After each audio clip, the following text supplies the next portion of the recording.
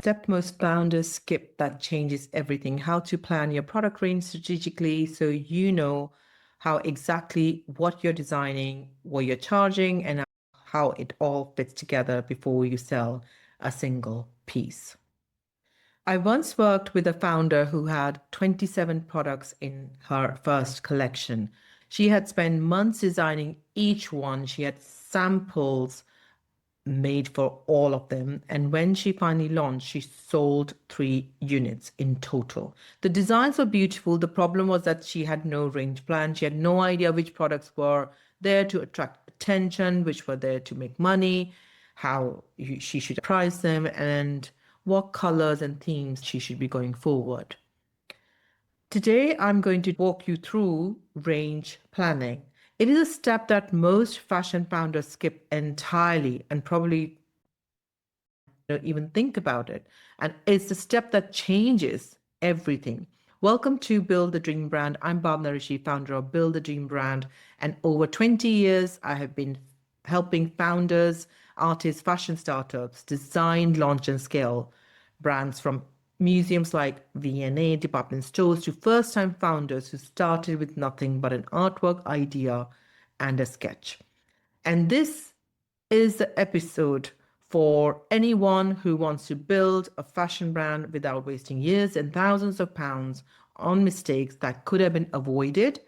Whether you are at the beginning, sitting with an idea or a sketch, or you already are trading and trying to figure out what comes next, this is your space. I've already stepped on all the landmines in the brand building landscape. You are about to step on.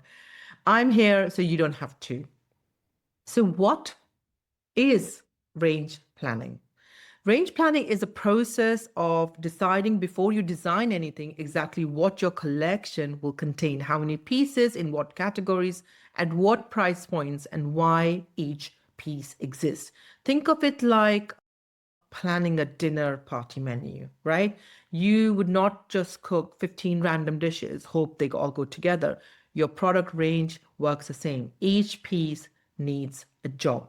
Without a range plan, you end up with a collection that looks a bit random. And buyers usually don't understand. Your customer lands on your website and cannot figure out what your brand actually is. The founders who plan their range properly save themselves an enormous amount of time, money, and heartbreak. Every product in your range must play one of the 4 roles. If a product does not fit, it does not belong.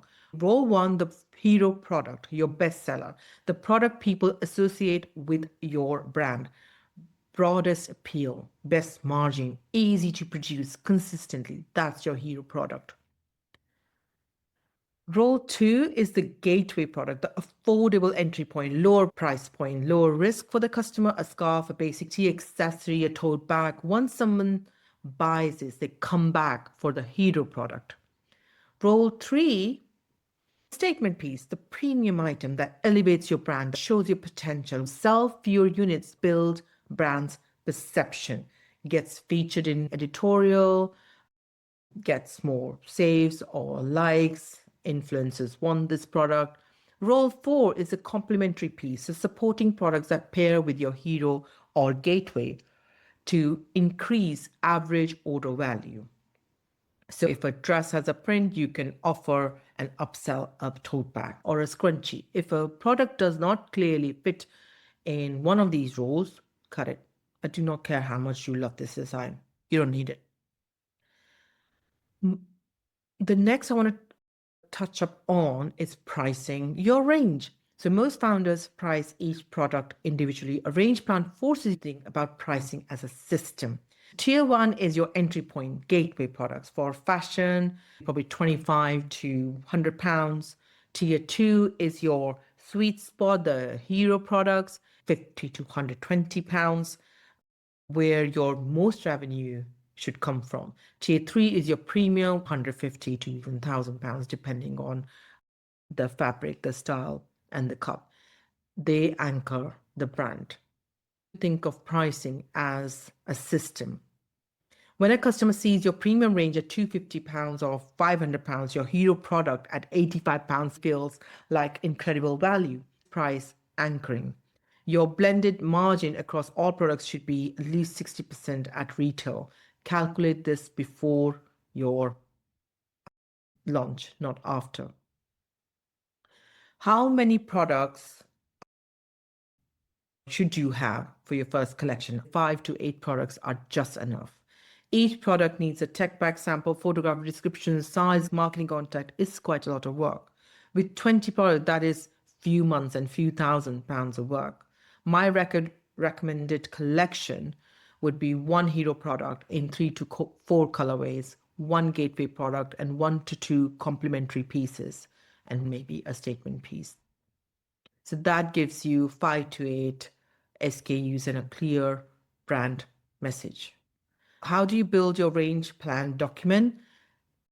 Include collection overview, 1 paragraph about who is this for, what is the mood, what's the occasion, where do you see people wearing it. Product grid could be section 2, 1 row per product, so you can show the columns with product name, category, role, target retail price, estimated cost, target margins, colorways and sizes. Then you have your pricing architecture showing your 3 tiers we talked about. Then you have your notes on production, like your fabric requirements, your special trims if required, and what is the minimum order quantity you have to order for that particular product.